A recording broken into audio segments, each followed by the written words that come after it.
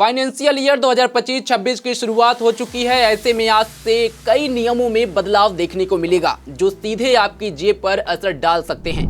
आज से banking, GST, income tax और डिजिटल पेमेंट जैसे कई सेक्टर्स में बड़ा बदलाव लागू होगा, जिनका असर हर आम नागरिक और बिजनेस करने वालों की जेब पर पड़ेगा। ऐसे में अगर आप पहले से तैयार रहेंगे तो किसी भी परेशानी से बच सकते हैं। 1 अप्रैल 2025 से लागू होने वाले 10 बड़े बदलाव क्या होने जा रहे हैं, यहाँ हम आपको उसके बारे में बताएंगे। नमस्कार, मैं हूँ सतेंद्र शर्मा, आप देख रहे हैं punjabkesari.com। फाइनेंशियल ईयर की शुरुआत होते ही कई नियमों में बदलाव देखने को मिला है। ऐसे में अगर आपको इससे जुड़ी जानकारी नहीं है तो आपके जेब पर इसका असर पड़ सकता है। ऐसे में फाइनेंशियल ईयर 2025-26 की शुरुआत में कई बड़े बदलाव किए गए हैं, जिसमें आज से यूपीआई यूजर्स के लिए नियमों में बदलाव किया गया है। अगर आप भी यूपीआई यूजर हैं तो ये खबर आपके लिए बहुत ही महत्वपूर्ण है।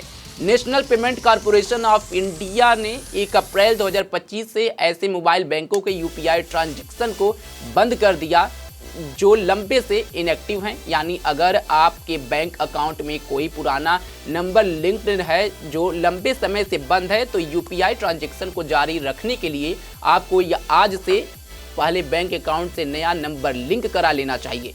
अगर आप 1 अप्रैल 2025 से पहले इस काम को पूरा नहीं करते हैं तो आपको यूपीआई से ट्रांजैक्शन करने में दिक्कतों का सामना करना पड़ सकता है।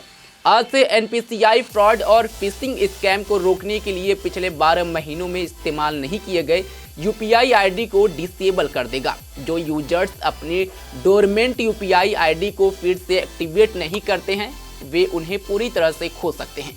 इसलिए बिना किसी रुकावट के डिजिटल पेमेंट करने के लिए आपको डोरमेंट यूपीआई आईडी को फिर से एक्टिव करना होगा। डीमैट म्यूचुअल फंड अकाउंट के नियमों में भी बदलाव किया गया है और इसमें और भी कड़े नियम बनाए गए हैं। सेबी ने म्यूचुअल फंड और डीमैट अकाउंट खोलने के नियमों को और सख्त किया है। नए नियमों के मुताबिक सभी निवेशकों को अपने केवाईसी और नॉमिनी डिटेल को फिर से अपडेट करना जरूरी है। ऐसा नहीं करने पर आपका डीमैट अकाउंट फ्रीज किया जा सकता है। हालांकि आप फ्रीज हुए अकाउंट को फिर से एक्टिव करा सकते हैं। वहीं बैंकिंग सेक्टर ने भी अपने नियमों में बदलाव किया है। अब से सेविंग अकाउंट में मिनिमम बैलेंस रखना जरूरी होगा। यानी कि अगर आपके सेविंग अकाउंट में मिनिमम बैलेंस नहीं है तो बैंक आप पर भारी जुर्माना लगा सकता है।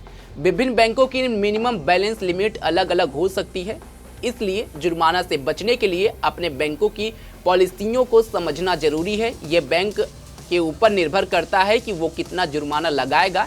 ये अलग अलग बैंकों के अपने नियम के हिसाब से लागू होगा। इस फाइनेंशियल ईयर में नए टैक्स नियम को भी लागू किया जाएगा। वित्त मंत्री निर्मला सीतारमण ने बजट 2025-26 में मिडिल क्लास को इनकम टैक्स में बड़ी राहत दी थी।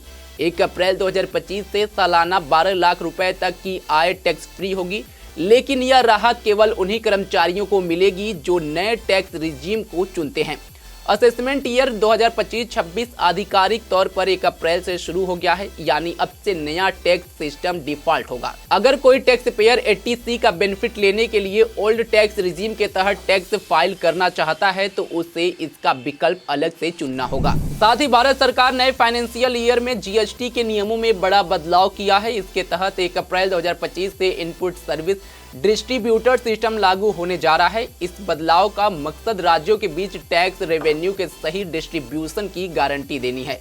यह बदलाव जीएसटी सिस्टम को और ज्यादा स्ट्रीमलाइन करने की दिशा में एक बड़ा कदम है। आईएसडी सिस्टम से न केवल राज्यों के बीच टैक्स रेवेन्यू डिस्ट्रीब्यूट होगा, बल्कि व्यवसायों को भी अपनी टैक्स लायबिलिटी को बेहतर तरीके से मैनेज करने में मदद मिलेगी। सेविंग अकाउंट और एफडी इंटरेस्ट रेट में बदलाव भी किए गए हैं। कई बैंक 1 अप्रैल से सेविंग अकाउंट और एफडी की ब्याज दरों में बदलाव करने जा रहे हैं। SBI bank, HDFC bank, Indian bank, Punjab and Sind bank और आईडीबीआई बैंक जैसे कई बैंकों ने अपनी एफडी और स्पेशल एफडी के इंटरेस्ट रेट में बदलाव किया है। आप बैंक की वेबसाइट पर जाकर आज से ये लागू होने वाली ब्याज दरों को चेक कर सकते हैं। अगर आप फिक्स्ड डिपॉजिट में निवेश करते हैं तो आपके लिए एक अच्छी खबर है। 1 अप्रैल से एफडी, आरडी और इस तरह की दूसरी सेविंग स्कीम पर बैंक 1 लाख रुपए तक के ब्याज टीडीएस नहीं काटेगी।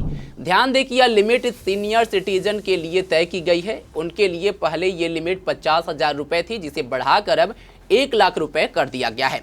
वहीं दूसरे निवेशकों को भी राहत दी गई है और उनके लिए इस लिमिट को 40,000 रुपए से बढ़ाकर 50,000 रुपए तक कर दिया गया है। यानी सीनियर सिटीजन को एफडी पर अगर 1 साल में 1 लाख रुपए तक का इंटरेस्ट मिलता है तो उस पर कोई टीडीएस नहीं कटेगा।